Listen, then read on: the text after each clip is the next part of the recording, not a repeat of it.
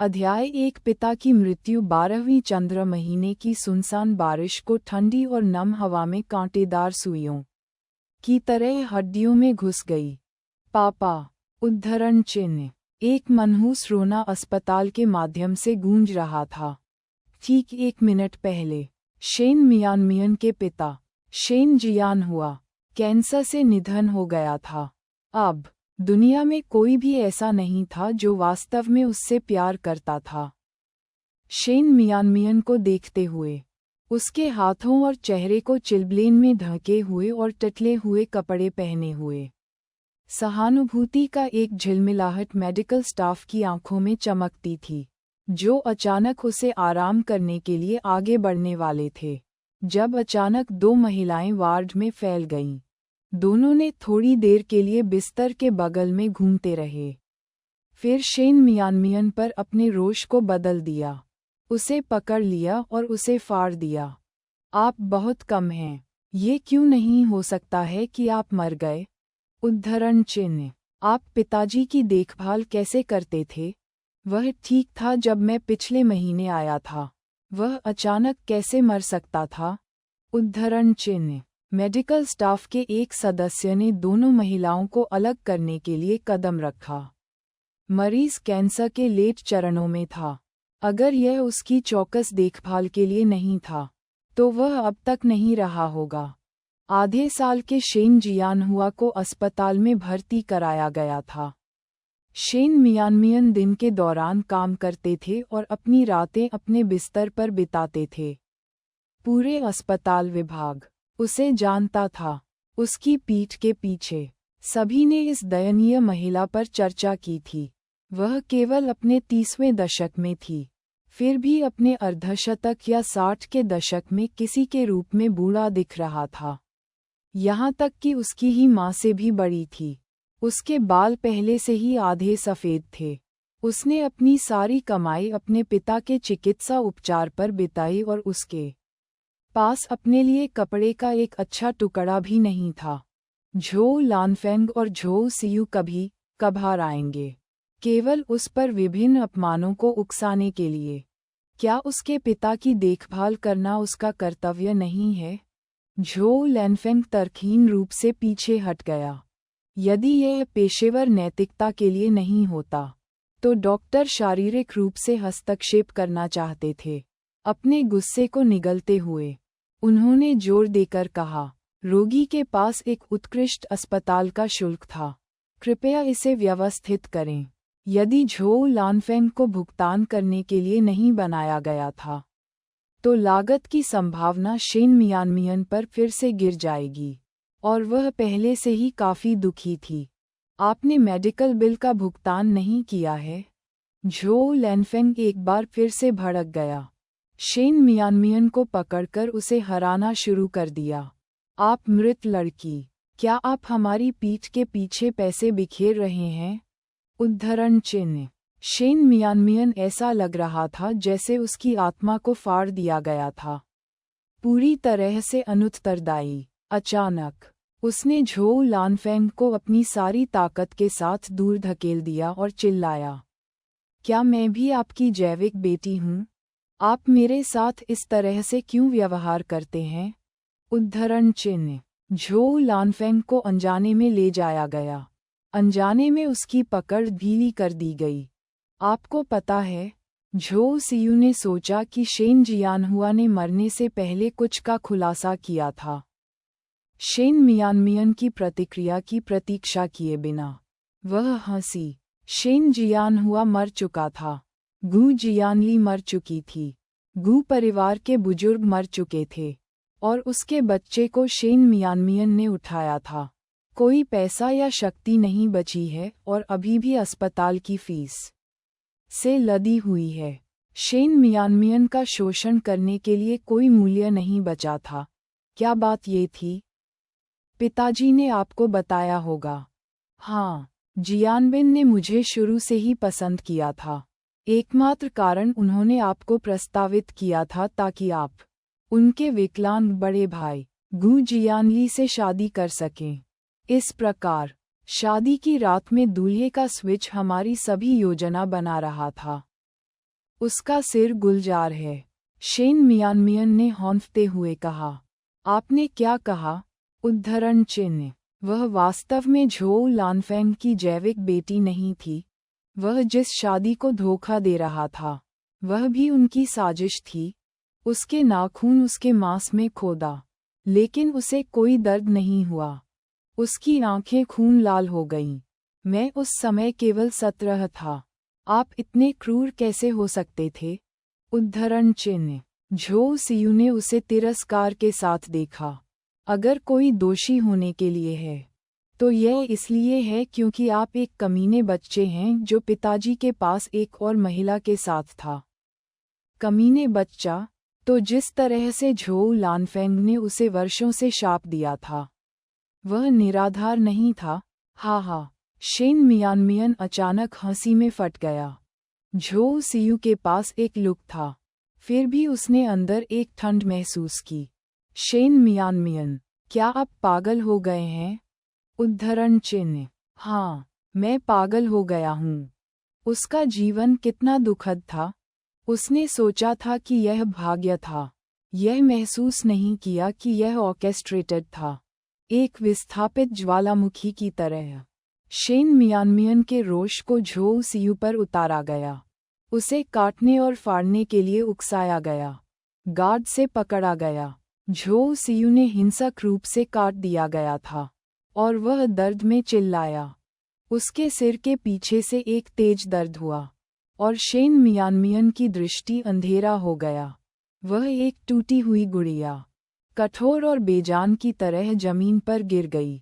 धुंध में वह जमीन से टकराने वाली एक स्टूल और झोउ लानफेंग के शातिर शाप की आवाज़ सुनती थी। सियू को काटने की हिम्मत करते हुए, मैं आपको मौत के लिए तोड़ दूंगा। आप एक वेश्या से जन्म लेते हैं। अध्याय 2, पुनर्जन्म दर्द। ये सिर्फ एक सिरदर्द नहीं था। उसके पूरे शरीर में दर्द हुआ, और उसकी नाक के चारों ओर गंध अब अस्पताल के कीटाणुनाशक की नहीं थी, लेकिन एक मस्टी, मोल्डी गंध थी। वह अपनी आंखें खोलना चाहती थी, लेकिन वह आगे बढ़ने में असमर्थ थी, जैसे कि एक दुस्वप्न में फंस गया जब अचानक उसके कान के पास बातचीत शुरू हो गई हो। चाची, बहन चाचा से शिकायत नहीं करेगी क्या? वह उद्धरण चिन्ह। अगर उस शापित लड़की की हिम्मत होती है, तो मैं उसे मौत के घाट उतार दूंगा। आंटी, हम बहन को स्कूल जाने क्यों नहीं देते? आखिर वह अंकल की असली बेटी है। अगर हम उसे नहीं होने देते, तो चाचा निश्चित रूप से इसके बारे में असहज महसूस करेंगे, और यह आपकी शादी को प्रभावित कर सकता है। एक जंगली बफवा घर को उल्टा करने की सोच रहा है। सीयू, बस अपनी पढ़ाई पर ध्यान केंद्रित करें और किसी चीज़ के बारे में चिंता न करें। अपनी चाची को सब कुछ छोड़ दें, यहाँ तक कि अगर वह राख में बदल गई, तो शेन मियानमियन को इन दो आवाज़ों को याद होगा। Zhou Lanfeng, Zhou Xiu. वह उठना चाहती थी और उन्हें मार डाला। अपार आक्रोश से प्रेरित, शेन मियानमियन जेल से बाहर निकल गया, जिसने उसे पकड़ लिया और अचानक उसकी आंखें खोल दीं। केवल उसके परिवेश से चौंका। एक ठंडे अस्पताल के वार्ड के बजाय, वह अंधेरे, जीर्ण शीर्ण मिट्टी की दीवारों, एक छोटी लकड़ी की खिड़की, एक रजाई को कई बार पैच कर रही थी, और पहने हुए कपड़े के जूते। ये सभी चीजें 1980 के दशक से थीं। बातचीत के बारे में सोचते हुए कि वह अभी सुन रही थी, शेन मियानमियन ने आखिरकार पुष्टि की कि उसने अपने 9वीं कक्षा के पहले सेमेस्टर के दिसंबर तक पुनर्जन्म लिया था। एक दिन पहले उसे स्कूल से निष्कासित कर दिया गया था। दरवाजा खुला हो गया क्योंकि किसी ने उसे बाहर से धकेल दिया। झोउ लानफेंग अंदर चला गया। प्रतीत होता है कि शेन मियानमियन इतनी जल्दी जाग गया था। वह सोचती थी कि क्या लानत लड़की ने अभी बातचीत सुनी है। ओह ठीक है, भले ही वह था। वह क्या हलचल कर सकती है? उठो और व्यंजन और कटलरी धो लो। शेन मियानमियन ने झोउ लानफेंग को देखा। उसके नाखूनों ने उसके मांस में खुदाई की क्योंकि वह मुश्किल से उसके अंदर नफरत को वापस ले गई थी। विद्रोह करने के लिए अब कुछ भी नहीं के लिए अपने जीवन को फेंकने के लिए होगा। आपने लड़की को शापित किया। क्या आप बहरे हैं? उद्धरण चिन्ह। मेरे शरीर में दर्द होता है। मैं स्थानांतरित नहीं हो सकता। सीयू को उन्हें धोने दो। उद्धरण चिन्ह। उसे याद आया कि अपने पिछले जीवन में उसने अपनी चोटों के बावजूद खुद को व्यंजन और कटलरी धोने के लिए मजबूर किया था। उसने हमेशा घर का काम किया था, उस बिंदु पर जहां उसके हाथ कटौती में शामिल थे, जबकि झो सीयू ने एक राजकुमारी की तरह काम किया था। केवल जब शेन जियान हुआ घर था, तो वह कुछ काम करने का नाटक करती थी, जैसे मेज को पोंछना या व्यंजन और कटलरी ले जाना। क्या कहा आपने? ये पहली बार था जब शेन मियानमियन ने कभी इतने बलपूर्वक इनकार कर दिया था। झो लानफेंग ने अपने स्वयं के कानों पर संदेह किया और शेन मियानमियन से रजाई को उकसाया। उसकी अभिव्यक्ति ने भयंकर रूप से बदल दिया।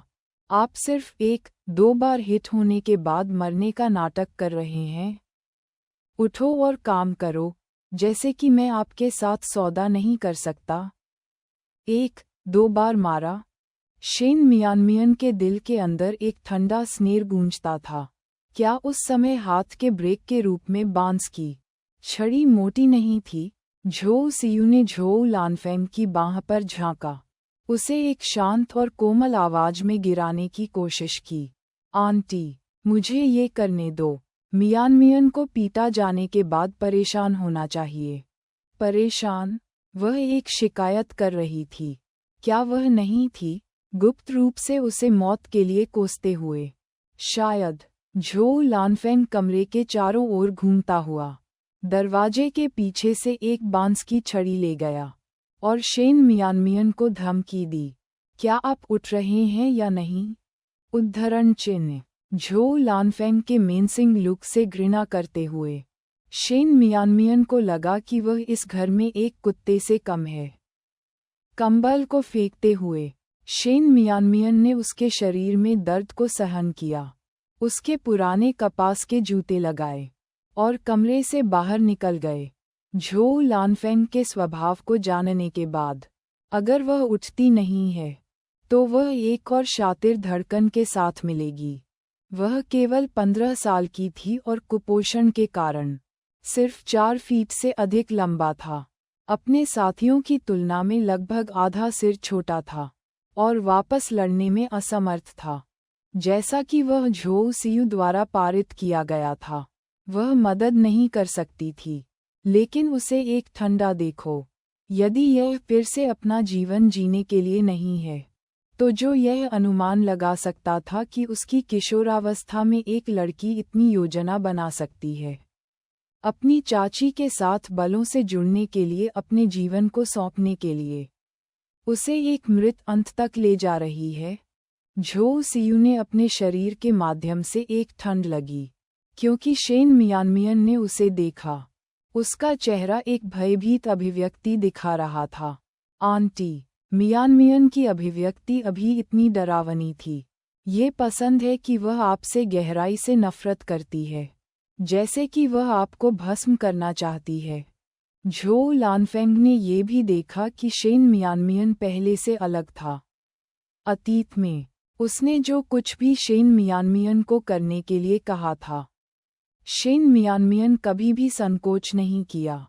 वह शापित लड़की बड़ी हो रही है और मुझे अब धता बताने के बारे में सोच रही है। उसे बाद में उसे लाइन में लाने के लिए एक अच्छी, कठोर धड़कन की आवश्यकता होगी। आप स्कूल जाते हैं और अपने पाठों पर ध्यान केंद्रित करते हैं। चिंता करने की कोई बात नहीं है। जीत की एक धूर्त मुस्कान झो सीयू के मुंह के कोने पर चली गई। हर बार वह शेन मियानमियन के लिए झो लानफेंग की घृणा को उकसाते हुए उनके बीच मुसीबत को बढ़ाने में सक्षम थी, जबकि वह इससे मुनाफा कमा रही थी।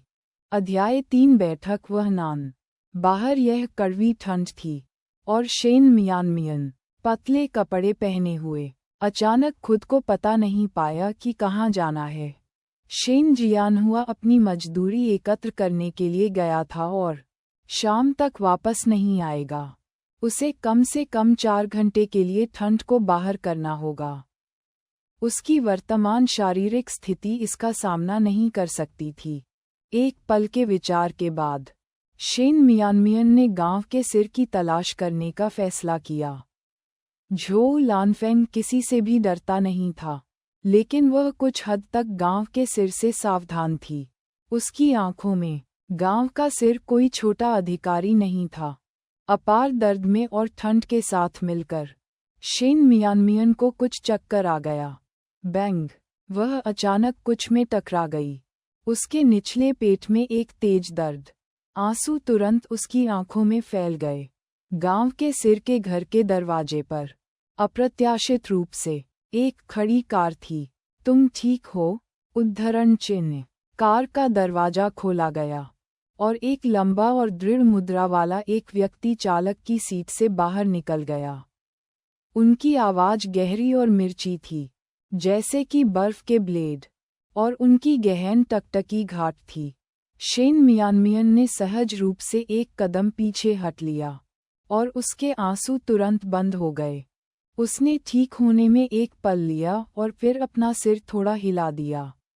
मैं ठीक हूँ। गांव के सिर की तलाश में आदमी ने उसे एक पल के लिए आकार दिया और उसकी भौहें थोड़ी सी फुली हुईं। उसके सामने वाली युवा लड़की को पतले कपड़े पहने हुए थे, केवल आस्तीन के साथ एक भड़कीली बागे पहने हुए जो थोड़ा बहुत छोटा था, जिसमें चोटों के साथ हथियारों का खुलासा किया गया था। शेन मियानमियन ने खाली सिर हिलाया। वह घर पर नहीं है, आदमी ने उदासीनता से कहा। बंद लकड़ी के दरवाजे पर नजर रखने के बाद शेन मियानमियन ने छोड़ दिया, लेकिन अनियंत्रित रूप से ठंड से कांप गया। ठंडा? आदमी की भौहें थोड़ी सी उठा। शेन मियानमियन को जवाब देने के लिए इंतजार किए बिना वह यात्री की तरफ चला गया, दरवाजा खोला और कहा, कार में बैठो और रुको। शायद यह वास्तव में बहुत ठंडा था। शेन मियानमियन आज्ञाकारी रूप से आदमी की ओर चला गया और कार में बैठ गया। 80 के दशक की कार में एयर कंडीशनिंग नहीं है, लेकिन छोटे संलग्न स्थान के अंदर ये बाहर की तुलना में बहुत गर्म था। उसका शरीर धीरे धीरे गर्म हो गया और उसके विचार स्पष्ट हो गए। अचानक अपने होश को पुनः प्राप्त करते हुए उसे एहसास हुआ कि वह एक वयस्क व्यक्ति के साथ कार में बैठी थी जिसे उसने पहले कुछ बार देखा था। इस समय वह आदमी ड्राइवर की सीट पर बैठा था, एक अखबार को देखते हुए जिसे उसने कहीं से निकाला था।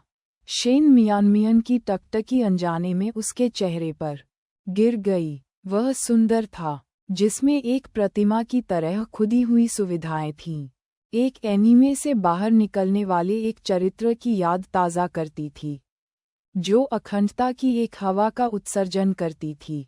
वह अखबार में कुछ ऐसा ढूंढता हुआ लग रहा था, जिसने उसे हल्के से नाराज कर दिया।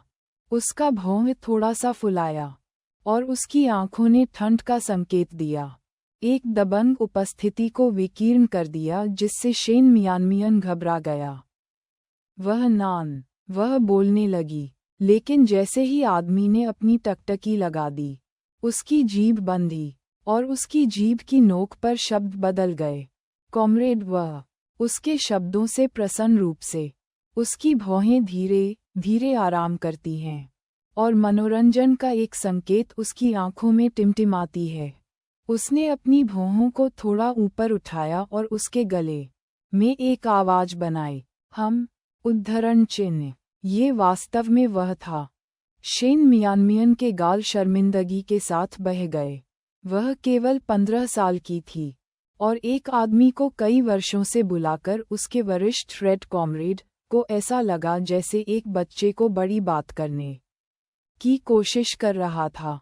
लेकिन उनकी पहचान के बारे में सोचते हुए शेन मियानमियन मदद नहीं कर सकते, लेकिन इसे कुछ हद तक अविश्वसनीय लगे। उसके पुनर्जन्म के पहले दिन उसने नान के साथ बातचीत की। वह नान गांव में लगभग हर कोई जानता था। बीजिंग से 2 साल पहले लिचिंग आया था। ये कहा गया था कि वह एक दुर्जेय परिवार, एक वास्तविक तीसरी पीढ़ी के सैनिक से था। वह कम उम्र में सेना में शामिल हो गए और 5 साल तक सेवा की। गांव के सिर के 3 बेटे थे। दूसरा बेटा एक नान के साथ एक कॉमरेड इन आर्म्स था, जो बाद में ड्यूटी पर एक दुर्घटना में मर गया। लंबे समय तक नान को छुट्टी दे दी गई थी। वह गांव के सिर पर जाने के लिए महीने में एक बार गांव में आ जाता था। अध्याय 4 गांव प्रमुख से मदद लेना। वह स्वभाव से अलग था, निष्क्रिय बकवास के शौकीन नहीं। जब भी वह आया तो वह केवल गांव के प्रमुख के घर का दौरा करता था, कभी भी घूमता नहीं था, और वह निश्चित रूप से किसी भी स्थानीय लड़कियों के लिए एक नज़र नहीं छोड़ता था। इस धारणा को छोड़ देता था कि वह दूर और अप्राप्य था। गांव के कई लोग, जिनमें शामिल थे जिन्होंने नान को अपने दामाद बनने के विचार का मनोरंजन किया था, केवल इसके बारे में सपना देखा था। वह शिक्षित, सक्षम था और एक अच्छी तरह से परिवार से आया था। वे अपने स्तर तक पहुंचने का कोई मौका नहीं खड़े थे। शेन मियानमियन केवल ये बहुत कुछ जानता था, और जैसा कि वह नान अब कर रहा था, उसके लिए उसे कोई पता नहीं था। किसी भी मामले में वह हमेशा रहस्यमय रहा था। ये पहली बार था जब उसने उसे आमने सामने देखा था। जैसा कि पहले उसने केवल अपनी कार या पीछे से सिर्फ एक सिलहूट देखा था। वह जानती थी कि उसके पिछले जीवन में झोउ लानफेंग और झोउ सियू के बीच बातचीत को कम करने से आया था। मूल रूप से झोउ सियू वह नान के करीब जाना चाहता था, लेकिन उसने बस उसे अनदेखा कर दिया। उसकी बर्फीली आभा ने झोउ सियू को डराया, और धीरे धीरे उसने इस विचार को छोड़ दिया। जब वह अपने विचारों से बाहर निकली तो शेन मियानमियन ने महसूस किया कि वह नान उसे देख रहा था। प्रतीत होता है कि उसे बोलने के लिए इंतजार कर रहा है। उसने अपने होठों को शुद्ध किया और धन्यवाद के लिए मजबूर किया। वे परिचित नहीं थे और उसे भाई वह कहते हुए बहुत प्रकल्पित लग रहा था, जबकि उसके नाम का उपयोग करने से लगा। वह आखिरकार केवल 15 साल की थी। के रूप में कॉमरेड वह, जो कि युवा लोगों के लिए समान या बड़ों द्वारा इस्तेमाल किया गया एक शब्द की तरह लग रहा था। उसे कुछ भी नहीं बुलाने का फैसला करते हुए शेन मियानमियन को नहीं लगता कि उनके पास कोई और इंटरैक्शन होगा। उन्होंने नान ने एक गैर हम के साथ स्वीकार किया और पूछा, यह आपके साथ किसने किया? उद्धरण चिन्ह शेन मियानमियन ने एक पल के लिए खाली झपकी ली, फिर महसूस किया कि वह अपने हाथ पर चोटों का उल्लेख कर रहा था। मेरी माँ। वह नान के भयावह रूप से गहरा हो गया। आपके पिताजी को परवाह नहीं है? उद्धरण चिन्ह उसके हाथ पर पुराने लोगों के ऊपर ताज़ा चोटें केवल एक बच्चे को अनुशासित करने का परिणाम नहीं थीं। वह शेन मियानमियन के नाम की छाप इस ज्ञान तक सीमित था कि गांव में ऐसी युवा लड़की थी। वह उसके बारे में और कुछ नहीं जानता था। मेरे पिताजी घर नहीं हैं, शेन मियानमियन बड़बड़ाया। सिर झुका। उसके दिल में आक्रोश का अचानक उछाल आ गया। उसके शरीर में शायद ही कभी चोटों की कमी थी, नए या पुराने। शेन जियानहुआ के साथ एक आंख बंद कर दिया और झोउ लानफेंग ने बहाने बनाए ताकि वह आगे की जांच न करे। जागरूक नहीं है। वह नान के भौहों को और भी अधिक बढ़ा दिया।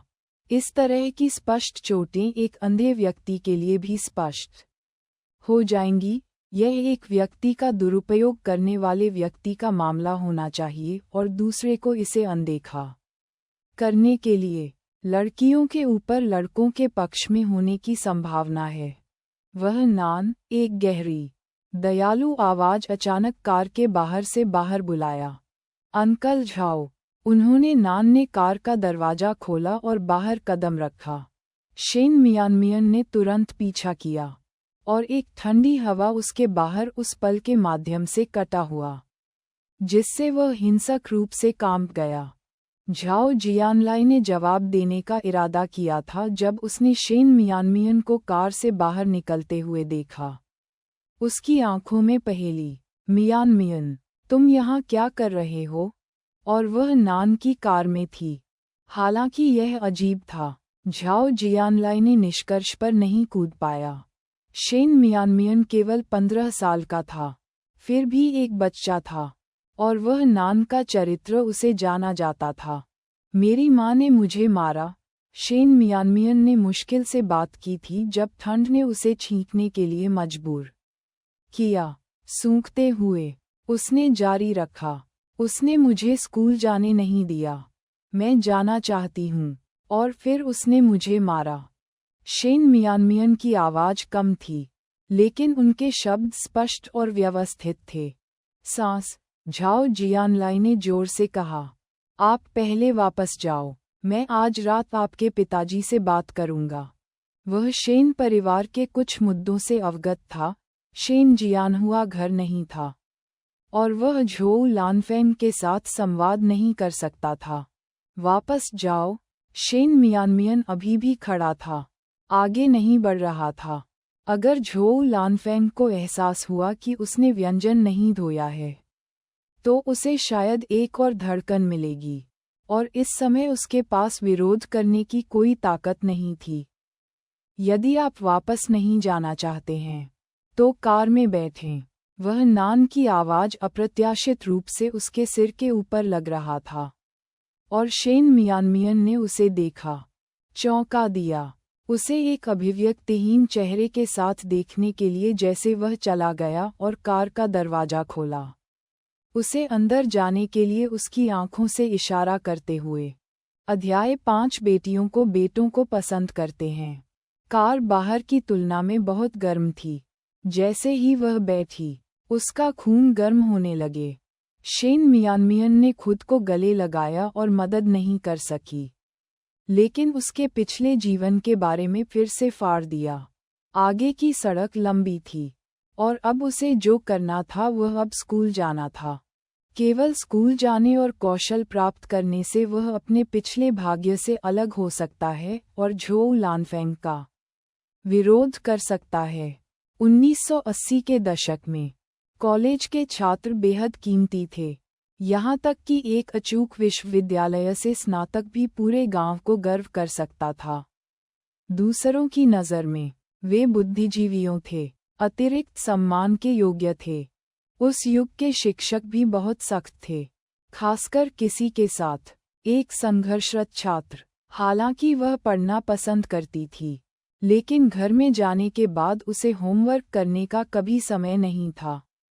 व्यंजन और कपड़े धोने के बाद उसे सूअरों और गायों को खिलाना पड़ा। झोउ लानफेंग ने बिजली बचाने की आवश्यकता का हवाला देते हुए उसे रोशनी चालू करने की अनुमति नहीं दी, इसलिए उसका होमवर्क शायद ही कभी पूरा हो गया हो। उसका शिक्षक उसके साथ इतना निराश था कि वह अक्सर अपने दांतों को गुस्से में जमीन पर ले जाता था और अक्सर उसे सजा के रूप में खड़ा कर देता था। उसे कल झोउ लानफेंग ने पीटा था और इसे स्कूल में नहीं बनाया था। वह आज भी नहीं गई, और उसे निश्चित रूप से कल जाना था। स्कूल में एक नियम था कि 3 दिन चूकने वाले छात्रों को तुरंत निष्कासित कर दिया जाएगा। उसका खराब शैक्षणिक प्रदर्शन एक कारण था कि वह अपने पिछले जीवन में अपनी पढ़ाई जारी रखने में सक्षम नहीं थी, और शेन जियानहुआ ने इस पर आपत्ति क्यों नहीं की। झाओ जियानलाई ने कार में बैठे शेन मियानमियन को देखा, फिर मुड़कर यार्ड में चला गया। उन्होंने नान का पीछा किया, और जैसे ही उन दोनों ने मुख्य हॉल में प्रवेश किया, झाओ जियानलाई की पत्नी ली चुनहुआ बाहर से लौट आए। प्रवेश करने पर उसका पहला सवाल था, मियानमियन वह नान की कार में क्यों बैठा है? उद्धरण चिन्ह। झाओ जियानलाई ने दुखद चेहरे के साथ जवाब देने से पहले अपने बड़े तंबाकू पाइप से एक कश लिया। उसे फिर से पीटा गया, कहीं और जाने के लिए। लैनफेंग वास्तव में पाप कर रहा है। अगर वह उसे शुरुआत में नहीं रखना चाहती थी।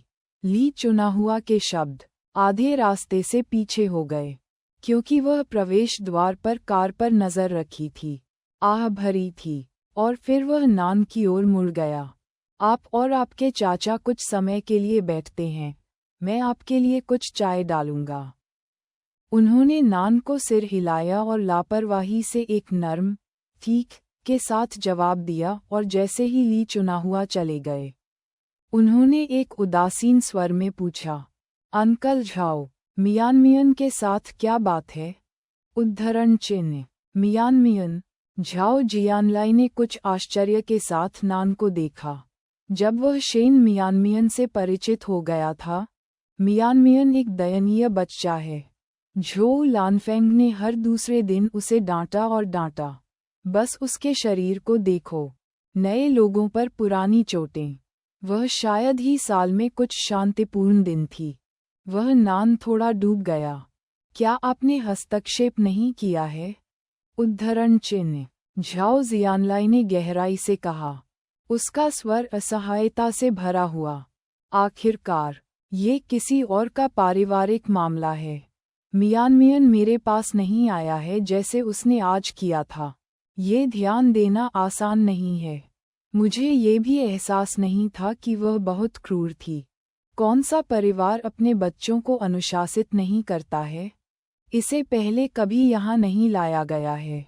जब कोई परिवार अपने दरवाजे बंद कर देता है, भले ही वह गांव का सिर हो, तो वह बहुत अधिक हस्तक्षेप नहीं कर सकता है। इस युग में कुछ लोग पढ़ सकते थे, और शिक्षा की सामान्य कमी का मतलब था कि वे कानून को नहीं समझते थे और यह महसूस नहीं करते थे कि इस तरह के व्यवहार ने बाल शोषण का गठन किया। वह नान का भयावह गहरा हो गया, और जैसा कि ली चुनाहुआ चायदानी के साथ आया था, वह बातचीत में शामिल होने का विरोध नहीं कर सकती थी। लैनफोंग सिर्फ आंशिक है। वह केवल अपनी भतीजी के बारे में परवाह करती है, और उसने कभी भी एक इंसान की तरह मियानमियन का इलाज नहीं किया था। उसके बगल में रहने वाले पड़ोसियों ने कहा था कि वह एक बच्चा था। बिग और लैनफेंग ने उसे अब और नहीं मारा। हाथ पर उसके घावों ने उसे देखने के लिए पीड़ित किया। वह भी उस तरह के कुत्ते का इलाज करने के लिए सहन नहीं करेगी। झो लानफेंग का दिल संभवतः मांस से नहीं बना सकता है। ली चुनाहुआ के खाते को सुनने के बाद, उन्होंने एक पल के लिए नान पर विचार किया। उनकी अभिव्यक्ति भावुक। अंकल झाओ, क्या आप इस बारे में कुछ करने जा रहे हैं? उद्धरण चिन्ह।